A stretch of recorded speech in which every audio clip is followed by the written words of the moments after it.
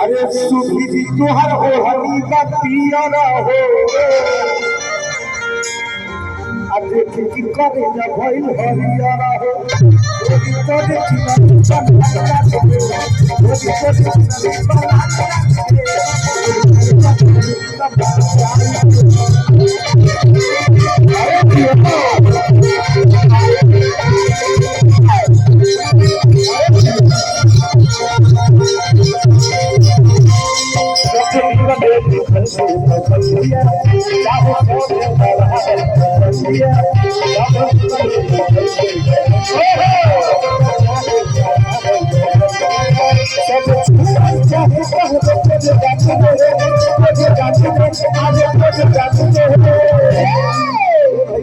अरे लड़का चिल्लाने सा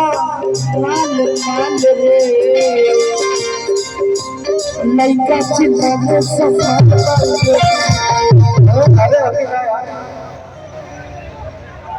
कि लड़का कहले गजब चाल रे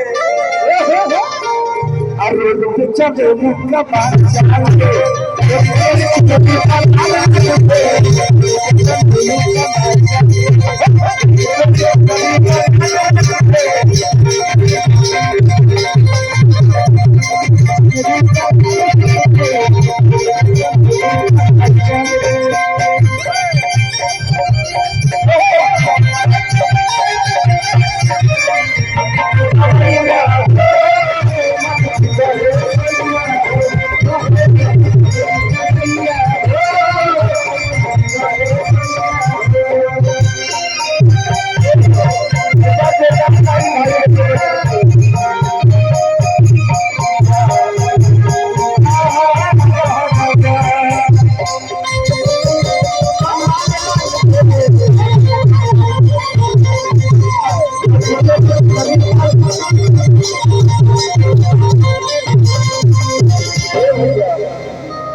कि जौने कलेजवा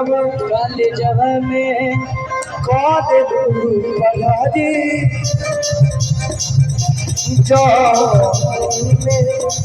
जौने कलेजवा में